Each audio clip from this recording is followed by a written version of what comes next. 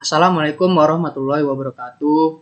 Perkenalkan, nama saya Dimas Firmansyah, NPM 1882200057 dari kelas Agribisnis A2. Sebelumnya yang saya hormati Ibu Sri Aryani Safitri, SP MSI sebagai dosen pengampu Manajemen Sistem Informasi Agribisnis.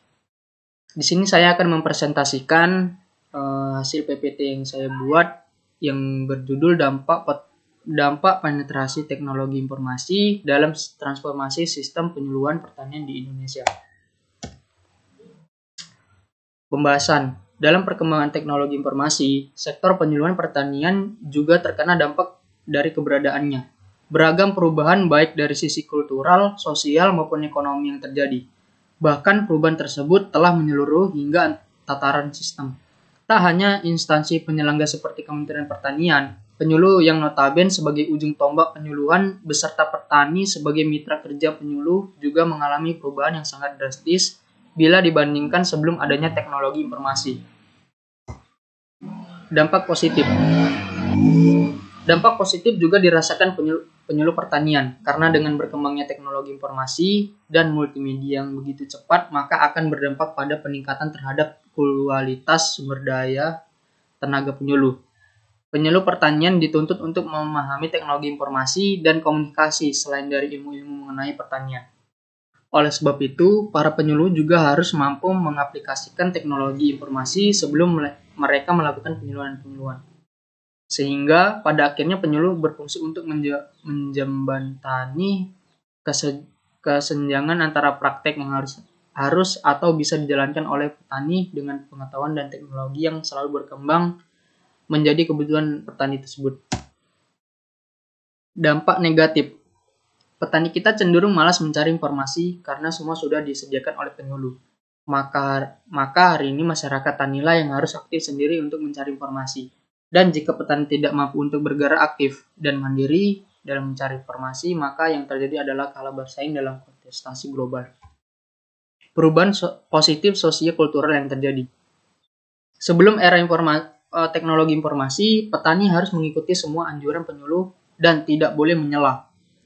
Lalu dengan adanya bantuan teknologi informasi, petani bisa dengan bebas untuk menyuarakan pendapatnya dan memberikan masukan kepada penyuluh. Sebelum era informasi, petani hanya bisa berhubungan dengan penyuluh dengan jangka waktu yang terbatas. Dengan adanya bantuan teknologi informasi, petani tidak hanya terhubung dengan penyuluh di daerahnya, namun juga bisa berinteraksi dengan penyuluh dan petani yang ada di wilayah lain. Sebelum era teknologi informasi, semua informasi berasal dari penyuluh meskipun informasi tersebut tidak dibutuhkan oleh petani. Semenjak adanya teknologi informasi, petani bisa memilih informasi apa yang dibutuhkan dan memberikan masukan serta kritikan terhadap sistem dan teknis penyuluhan yang sedang berlangsung. Perubahan negatif sosio-kultural yang terjadi. Sebelum era teknologi informasi, petani mengedepankan prinsip hidup untuk hidup bersama, menanggung masalah bersama, dan mencari solusi bersama. Semenjak adanya bantuan teknologi informasi, petani maupun penyuluh menjadi soliter atau individual. Lalu sebelum adanya teknologi informasi, petani akan sangat intens dalam berinteraksi dengan petani lain maupun dengan penyuluh karena memang informasi sulit untuk didapatkan. Lalu dengan bantuan teknologi informasi berkembang atau memudahnya interaksi sosial baik antara petani dengan penyuluh maupun petani dengan petani.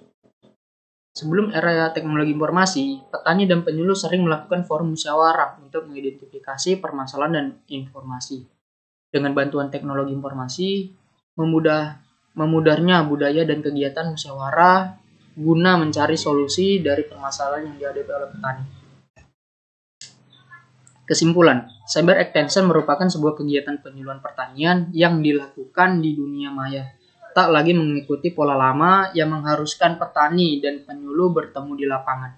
Cyber extension berusaha hadir untuk memberikan layanan informasi secara real time, cepat dan akurat kepada petani.